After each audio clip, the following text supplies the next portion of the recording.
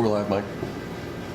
Yeah, we're giving it the 30 seconds. Well, we can start talking. Hello, everybody. If you're here for the video on demand feed, we are going to bullshit for about 30 seconds and wait for people to kind of get in here and get started. So we got a pretty fun news week, though, don't we?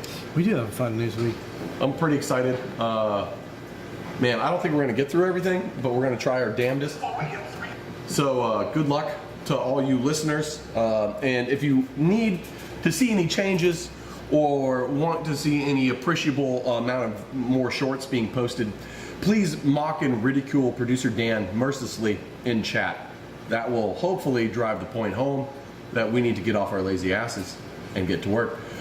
But Also, it's always more fun pointing it at producer Dan rather than our lazy butts. Right. Because it is a group effort of laziness. Because we don't have Adam or Richard Nixon to kick around anymore. I'm going to start this show. Yeah, let's get into it. Malört ice cream. Welcome to another week of Barstool Perspective. You should do that at the beginning. We're supposed to do nothing at the beginning. Let's move forward here. We're going to give you the week's news and booze right now. We can still do the intro at the beginning. Give us a story, for Christ's sakes. Malört ice cream. It's a thing now. Two of my favorite things. It's not even Christmas yet. I don't think it gets you drunk, but it's going to taste like bitter piss. Malört's is really bitter. It's not piss, it's just really bitter. It tastes like It's like really bitter ice cream. I'm not really sure how that's going to work out, but I'm going to try it. They actually do it a really unique way. They take all the herbs that are used to make Malört and then they force feed the cows for a week prior to milking them. Yeah. And then the milk itself tastes like Malört. Great. And then they make that into ice cream. I just want the cows to be drunk. Well, they don't get any of that. That's really how they do it? Like they feed the cows the bittering stuff? No. Okay. No. They just put some fucking Malört in it. I'm sure it tastes bad. So there we go. Look for it in Chicago if you find yourself in the Chicago area in the coming weeks. Maybe it's a Christmas time thing. Yeah. The bar down the street from me does a really nice. Malört has become a big thing nationally, but until like about a year or so ago, you could pretty much only get Malört in Chicago and the Jug House bar down the street from me. And they were the second biggest, they're a tiny little neighborhood bar. They were the second biggest Malört account outside of Chicago. And so every year, I don't know if they're doing it this year or not, but in the past they've done a little what do you call it? The little Jesus and the Effigy? No, the manger scene, whatever. What do you call it? You know what I mean? They stick Jesus in a Malört box is the point for Christmas. It's a long way to get there. It wasn't worth it. Oh my But it's funny. That was so tried. What do you call the manger thing? The fucking, there's a word for that. I don't know anything about Christianity. All right. Nativity! Yes. Yeah. They do a Malört nativity. All right. Yes. We're starting to show off on the right track this week. Appears not. Mike, who would you say the average draft beer consumer is? Me and you. Actually, I don't think that's far off. No, we're not far off. There's been a marketing data for bars and restaurants about who to kind of, market to if they want to appease to the traditional draft beer drinker. Yeah. Which the traditional draft beer drinker is somebody who spends approximately $201 a month on draft beer and food at a bar. Eating out, drinking out. Yes, eating and drinking out. They are aged 55 and up. They make a household income average of $107,000, and they are white men. That is your average draft beer drinker. Yeah. However, They're older than median. They're more affluent than median, and they're definitely whiter than median. Or, yeah, like 85% white, something like that. I guess that makes sense if you think about, like, we're dive bar connoisseurs, but we also like a good meal here and there. But when you go somewhere a little bit nicer as far as a bar or restaurant situation goes, you might be drinking more draft beer. But if you go to a dive, a lot of what you're consuming is bottles and cans. And like even if they have draft, like you don't see the usually draft don't wanna pulled drink nearly it. often. No. Like shit, we were at a dive for lunch today. Delicious place. Yeah. We were the only ones getting draft, but everybody else at the bar was drinking bottles of Budweiser. Yeah. So, you know. St. Bernard Pub, shout out to it, you know. St. Bernard Pub's great. You're, Love the place. You're anywhere near St. Bernard, go to St. Bernard Pub. If you're near St. Bernard, which is near Cincinnati, Ohio, on Fridays at noon, you can catch us there. Yeah. Basically every Friday. Yeah, so that's interesting, but they're also not the biggest spender at bar and restaurants. That's actually their counterpart. Women aged 55 and up, more often white, and more often affluent. They spend more money in total going out. Makes sense. Yeah. Part of that is going to be because it's just something women have lunch, I think. Particularly, you know, your retirement age, you're going to probably lunch a little more. Also, it probably has something to do with what they drink. We are, Yeah, even if we're yeah, drinking yeah. good beer, we're still drinking draft beer. Women statistically are more likely to be drinking wine or cocktails, and those are always higher price points. It's expensive Yeah. to take high dollar items and consume them. Yes. Expensive to take middle-aged women out in public. That was So- what I was going to say, but I pivoted Yeah. so as to Yeah. not to appear Yeah. sexist. I'm talking about stats. Statistics cannot be sexist, Brent. They're just numbers. That's an alt-right rabbit hole that we don't need to touch. Do your own research. Oh, God damn it. Do you work for RFK Jr.? Sometimes. So speaking of bars, there is another marketing study that just came out that highlights the most effective forms of advertising in a bar for brands, for alcohol brands. This blew me away. It is kind of crazy, actually. So let's start with the layups part of this story. Cleaning your draft beer lines increases draft beer sales by 10%. Yeah. That's it. Bottom line. Every 2 weeks, if you're cleaning it once a month or never, you're selling less beer than if you clean your beer lines every 2 weeks. It is statistically proven at this point in time. And it's, I mean, I have been saying that for years.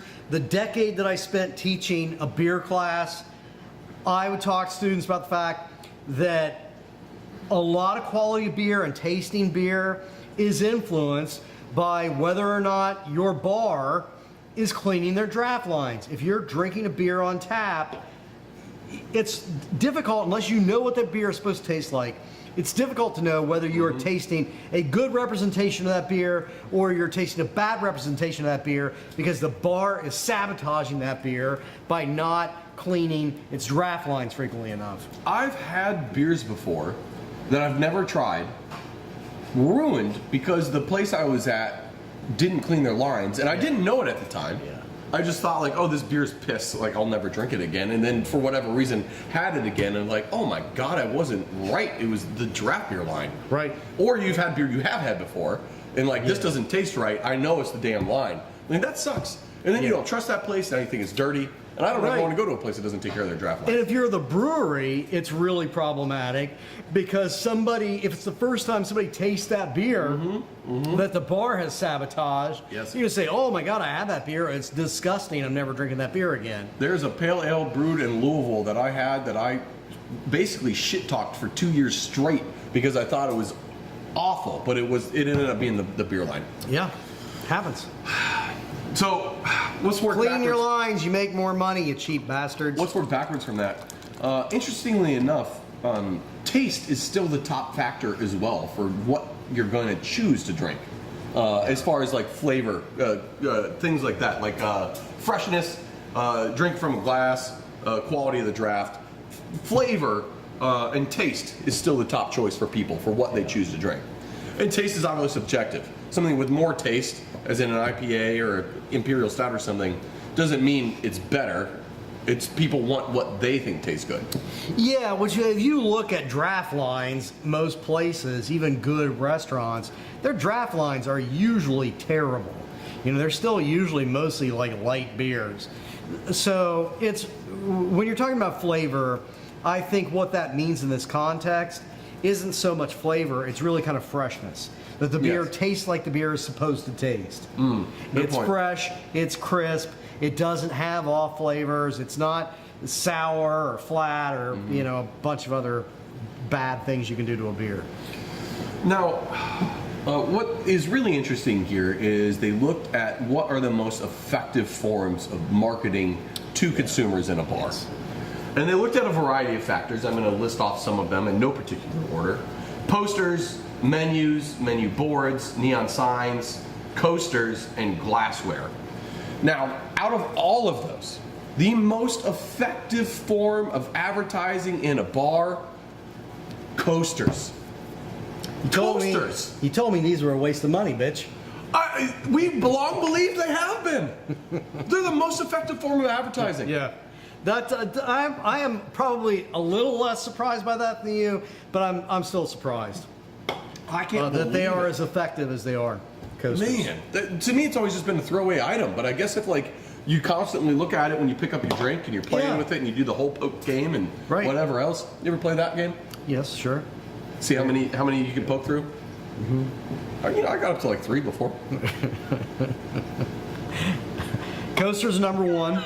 What's number 2? Thank you for keeping this on track. Glassware is number 2. Neon signs is number 3. Tap handles is 4. Posters is 5. And menus is last. I can't believe that one how surprises me. Effective glassware is as well. Yeah. Yeah, I would not have expected glassware to be in the top 10. Menus, I would think, would be higher. Because you're looking at a menu, you're thinking about what am I going to eat, what am I going to drink. Yes. I would think if you have advertising on that menu, it's going to, at least subliminally, it's going to be really good effective advertising. If hams was the number 1 listed thing on the menu board and on the bottom it said like drink a hams, or like have our hams special, I'd probably have a hams more than anything. But somehow coasters, just absolutely bonkers. You know, and to me the effectiveness of coasters isn't even your first purchase. You don't get a coaster until you buy something, and then at that point in time, then you're looking at it. Yeah. So it's the second buy that the coaster is really effective for, which is really weird. You know, normally you try to get that first purchase, but coasters out here playing it gets slapped down a lot. You know, you come into the bar and that's sometimes like, what do you want to drink, Mike? Yeah. What can I get you? That's a fair point.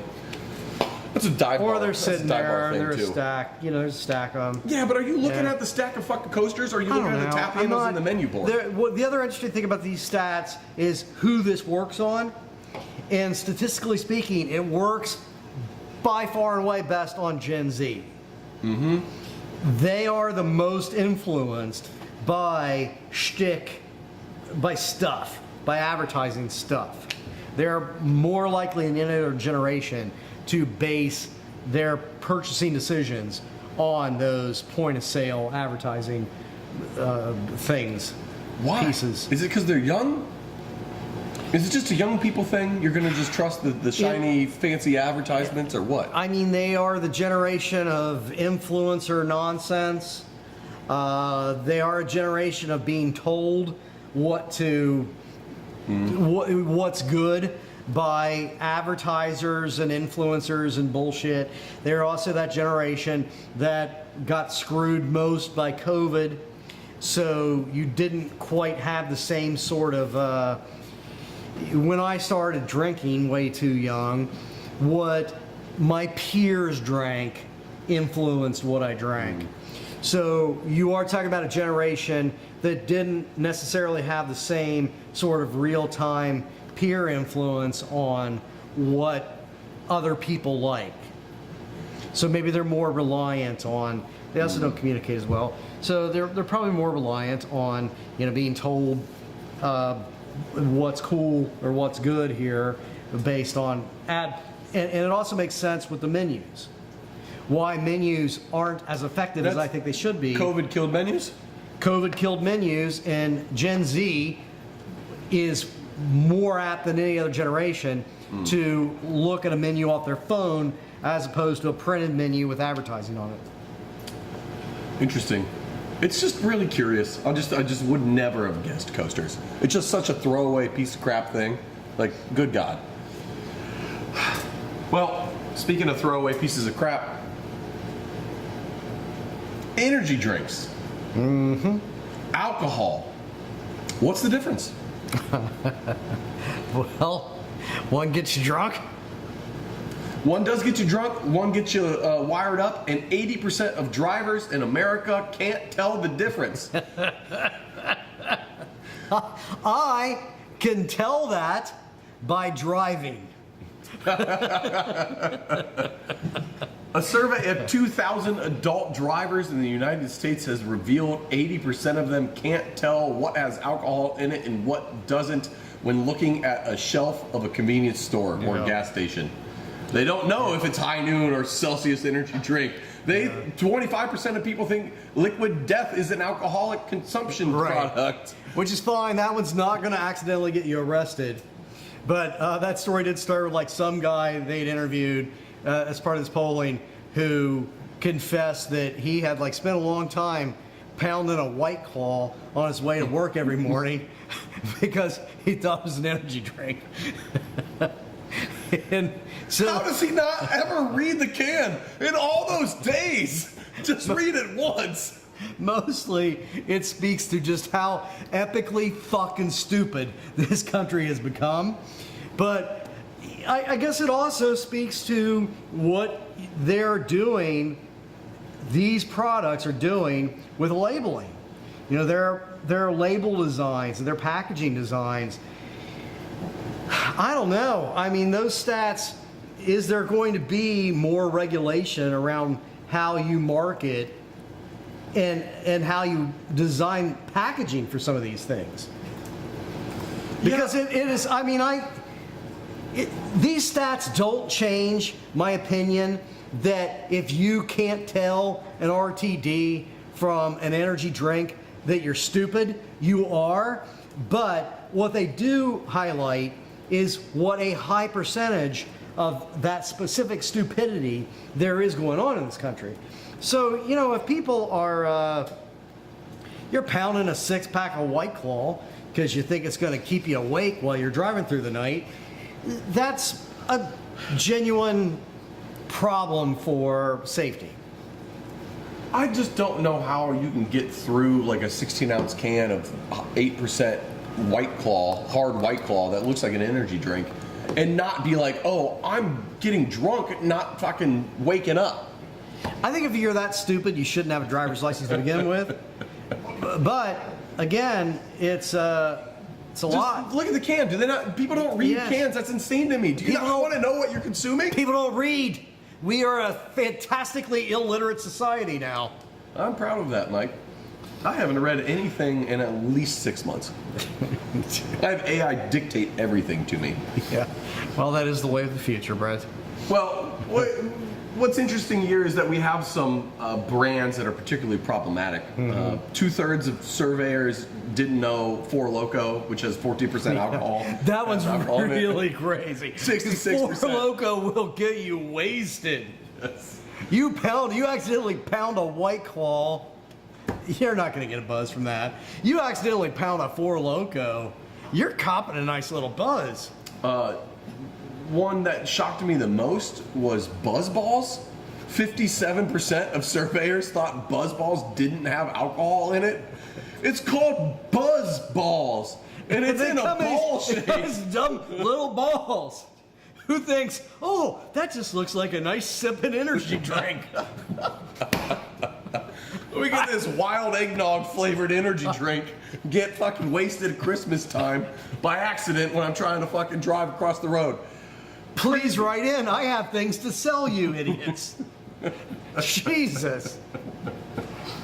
Yeah, it's truly impressive that we as a country are this confused by energy drinks, but I guess it makes sense with the High Noon Celsius can mix-up that happened recently. where all those Celsius cans actually had high noon in them.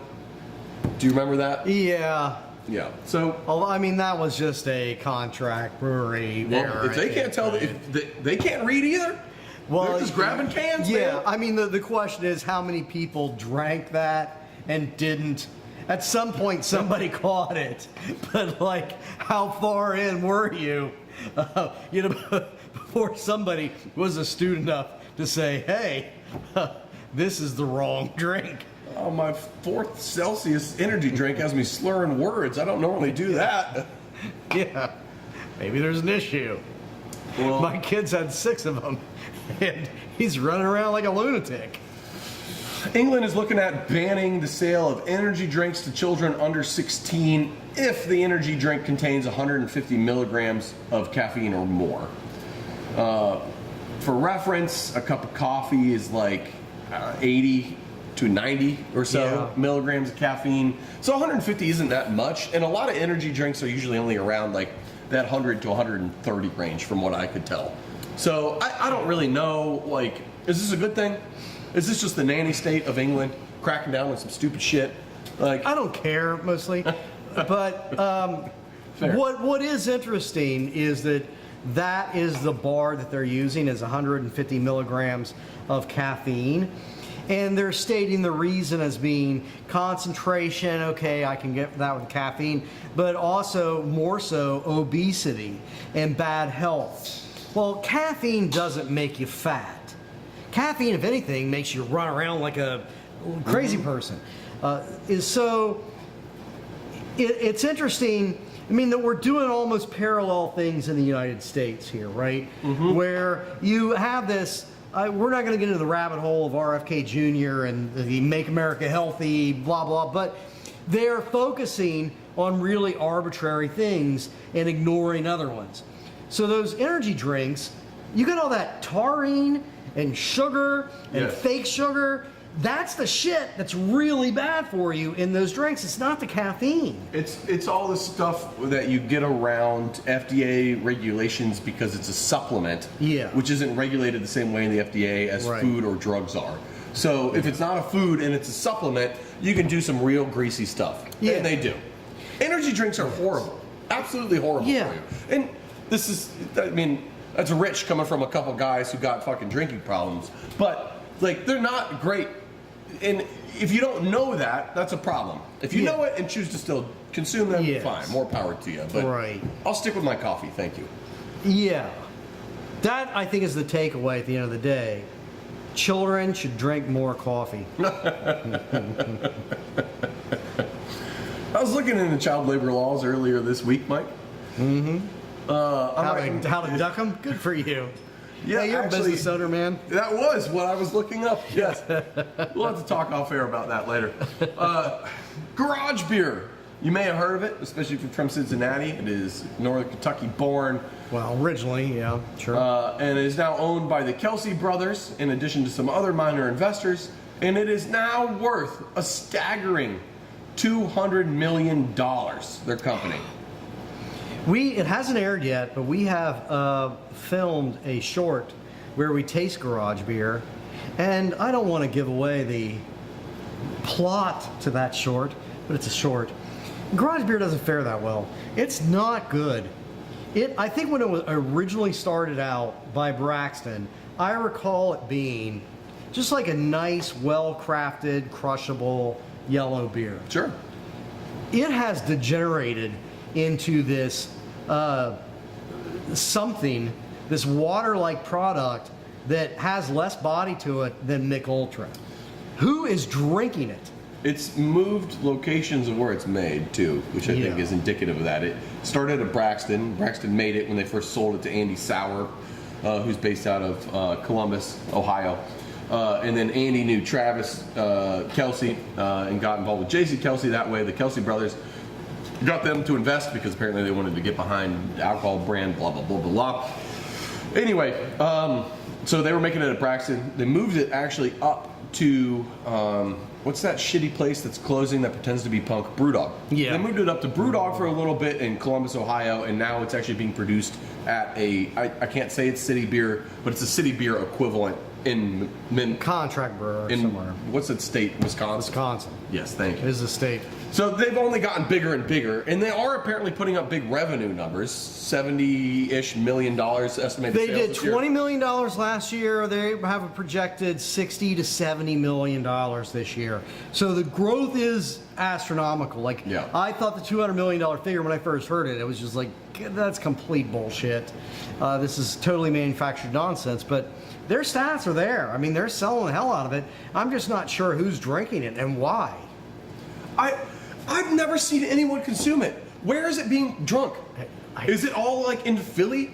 Is like where? Is it in Kansas City? It's not the birthplace. I see it on Kroger shelves. A lot I've of never seen anyone buy it. A lot of it, Brett, turns out it's being drank in the car.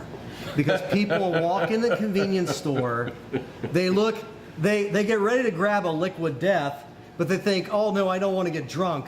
So they grab this water that is called garage beer. Owen's saying that all the stuff that he sees in Texas is contract brewed out of California. So maybe it's coming from there. I can't say for sure. I'm just fucking bullshitting about where it's brewed. I just know it's not. It's not brewed in the original place it was. If they're doing that kind of numbers, and you're doing national distribution, I would expect that you're going to contract brew in at least 2 or 3 different locations. That's a good point. That's actually a great point. There's probably a Wisconsin one, a California one, and I wouldn't be surprised if you got a Florida or a New Jersey in there too. Yeah. Well, on the opposite end of things, longtime craft brewer 21st Amendment has closed. They are shutting the doors this past week. Their debt is catching up to them, and after 25 years, they are shutting down. It really sucks. 21A, while they haven't made the best beer ever that I've ever had, like their Fireside Chat beer I think was an abomination, and the Live Freer watermelon is disgusting. Their other normal offerings I thought were really great. They were like the traditional craft brewer. Like, we're making a brown, we're making a run-of-the-mill pale ale, we're making a red ale. Right. Like, they did those well. And I really like them, and I like their branding, and I like what the owner stood for. Yeah, that's great for the 10 people left in America to drink brown ale. Or a decent beer. We just made a brown ale. Yeah, where'd it go? Sweden! Yeah. All of it. Exactly. It's going to Sweden. Exactly. You know who gave me shit?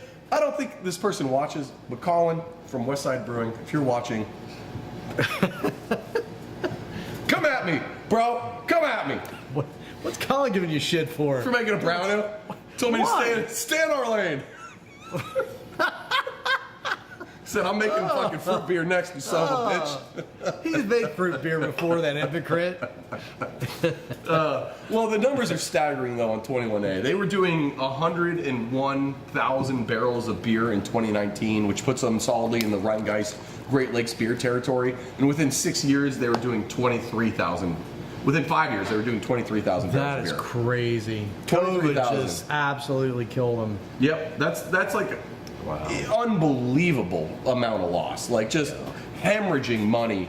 I think in math we call it like 75%. Yes, Mike. Yes. God damn it. Labor Day. But I'm the one doing the math. We're screwed. Labor Day stats are out, and they're weird. Yeah. Things are down overall for beer dollar sales. It's shocking. Volume was down 4%, beer dollar sales was down 3%, and it looks like Bev Alc in general was declining. However, there were wins. There were winners over Labor Day weekend. Who is doing well these days? I hope it's the good guys.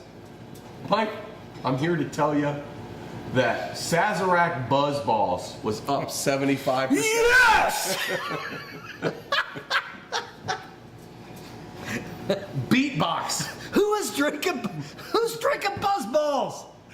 I mean, Who is drinking BuzzBalls? What is happening in America? Why is BuzzBalls popular? I was unaware that drinking behind the dumpster, behind the convenience store, was so popular these days. BuzzBalls. God. It's absolutely shocking what BuzzBalls continues to do. Trump may be right about one thing. The homeless problem is apparently much worse than I thought. And somehow they're scraping together enough money to buy BuzzBalls every day. Yeah. Jesus. Beatbox also did well. Oh. Cutwater Spirits, Surfside, Sun Cruiser, Monaco Cocktails, Carbless, and Long Drink all posted high double-digit to triple-digit growth. That Boston Beer killed it with something. Sun Cruiser was up Cruiser. almost 500%. Jesus. Surfside was up 400%. Yeah. What was the other big winner? Those are the big ones. I mean, Cutwater Spirits is doing well too, which, I mean, that stuff also not good. I don't even know what that is. It's RTDs in a can. They sell like a, I don't know, just Garbage. yeah, it's garbage. Speaking of garbage, we have one more story that I think we have time to get to, unless we really want to run long. Mike, the California wine industry is really shaping up for a brutal harvest season in regards to their grapes. And it's probably not for the reasons that we normally talk about. Well, some of them are the normal reasons. People are drinking a lot less wine, so they've been ripping out acres and, Tens of thousands of acres have been ripped out. Yeah. Yes. But, yeah, on top of all their problems, the government is coming in to help them out. Yes, and by the government coming in and helping them out, what you're referencing is the fact that 50% of people who harvest grapes in California are undocumented, quote-unquote, illegal immigrants that are picking the grapes that these rich fucks are drinking fancy wines from. They pick all your grapes, and ICE is cracking down hard in the area. Yeah, and this, I won't go too far into the case, but the Ninth Circuit out that encompasses California just ruled against Trump on this use of National Guards. But they had been using National Guard troops and the Army to bust cannabis farms in California. So the people in the wine industry are freaking out. They're locking down premises. They're putting up no trespassing signs. They're making it as difficult as they possibly can for people to access their property without a warrant. But it's people are afraid. Workers are afraid. Wineries are afraid. There's a lot of these wineries I suspect you could absolutely bankrupt if you went in and ripped away half of their workforce at the peak of harvest. 100%. Because what normally happens with all these grapes is, well, you got to pick them now, or they're going bad. Right.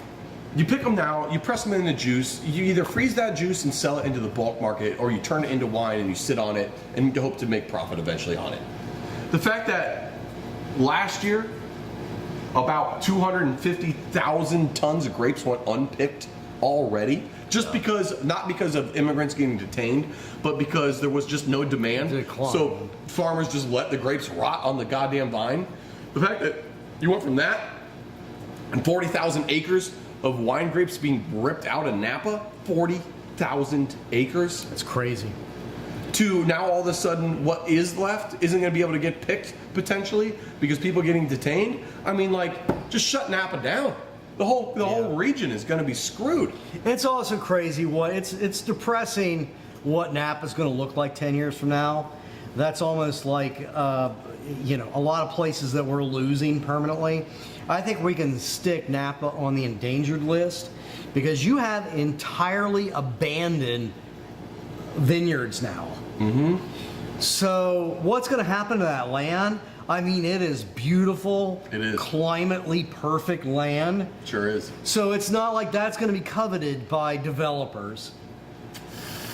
You're looking at a bunch of beautiful wine country that 10 years from now is going to be a lot of soulless horseshit greedhead development.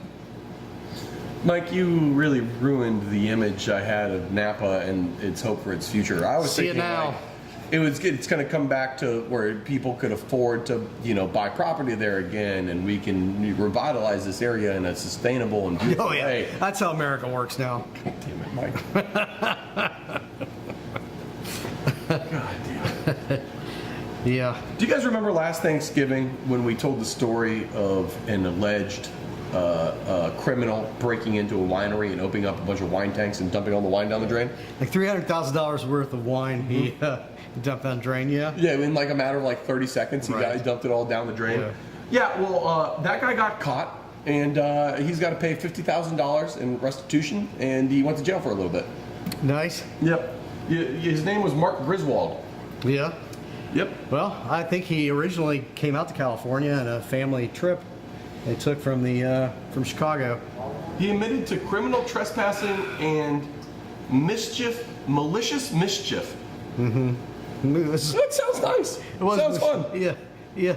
Oh, that scamp. He's just having a good time throwing $300,000 down the drain. Right. What a scamp. I would like to think that I'm guilty of criminal mischief on most weekends. You are mischievous. It is a nice sounding crime. He only had to pay like $50,000 worth of restitution, which is interesting, for costing him $330,000. But yeah, I mean, they're good luck seeing that. He was a former employee, as it turns out. By the way, he asked for a 25% raise. Worked there for about a year, wanted a 25% raise because he probably genuinely wasn't getting paid dick. Yeah. And they said no, go fly a kite, and that's why he used his employee credentials to cost him $330,000. Well, in related news, French winemaker Didier Chopin. 100% sure that's not how it's pronounced, but sure. Didier Chopin, aged 56, is being thrown in jail for being a French winemaker and making fake champagne and apparently profiting millions of dollars or euros off of it. 18 months in jail for that. And it didn't hurt anybody, and nobody said that it sucked. It was apparently pretty complex. Like he was using Spanish wine, like Spanish whites, with some sort of gas additive process. And I guess it was good enough that it was fooling people as being decent champagne. Yeah, but in Champagne, they weren't amused. He used Spanish grapes, Spanish grape juice, and mixed it with French grape juice, carbonated it, not through natural carbonation and doing the whole riddling thing, but he basically just made sparkling wine how we make it in the United States and sold it as champagne, which is a big no-go in France. They kind of like their traditions. Right. So they kind of care about stupid things. 18 months in jail he's going to do there. Yep. But, 18 months in jail. I can't imagine French jail's that bad. No, you get a fucking baguette every day that you can shove up your own poop hole. Yeah, I don't think they make you do that, though. No, I said can. I said can. Sure. Yeah. Mike, do you want to do one more story or should we get out of here? We're going Let's long. do one more story. What is it? All right. Suntory CEO has resigned for buying illegal drugs. This story is batshit. We talked about Suntory last week because they want to be the leading RTD seller maker in the world. Yes. And they're the third largest spirit producer in the world currently. And this CEO has actually done a lot of great things for him, profit-wise. And he brought in Jim Beam, he brought in Maker's Mark, so he bought up these famed U.S. brands, and he was making a lot of money for the company. But he has been forced to resign because of a drug allegation. When you get to the bottom of the drug allegation, what it is he had jet lag, and this American he knew said, here, take this CBD gummy, it's good for jet lag. And somebody narked him out to the Japanese police that he had taken a gummy that contained THC. So CBD is legal there, like Delta 9 is legal there, all the derivatives. They have a big hard-on for hating THC in Japan, though. Like, hugely problematic to have THC in Japan. So this guy that is this really kind of famed CEO, we're not talking about a BrewDog CEO. We're talking about one that's actually really successful, highly respected throughout the world. Yeah. And he has been shit-canned because of an allegation that he took a gummy that had some nominal amount of THC in it. The police raided his house over an allegation. Where they did not find any THC. Yeah, so he has resigned. There's a lot of fun conspiracies around this being a setup. That he was set up, that the whole thing was because he does have political views. ones that didn't used to be controversial, but he thinks global warming is problematic. He's opposed to sexual harassment in the workplace. So, stuff that we might have called common sense a year or two ago. Maybe that's controversial now. I don't know where we are as a world. But, if he wasn't set up, this is just the stupidest thing. This is the stupidest, most self-defeating thing any organization has done since the Democratic Party forced Al Franken to resign as a senator. It's just batshit. Man, you really went with more of a niche example than I was expecting. I mean, you could have gone with like Great Britain voting to leave the EU, or America electing, a pedophile. Yes. Or, Sure. Or allegedly. Listen, I didn't say a person's name. Right. I only said pedophile. If it happened, if it had happened. If you year. associate that with someone, that's on you. Right. Anyway, we're off the rails. It's time to go. Brett, I'm wearing my After School Satan t-shirt today to celebrate the fact that today we reached 666 subscribers. So please help us out and make it more. Man, it's not even 9/11. Have a good week. Cheers, y'all.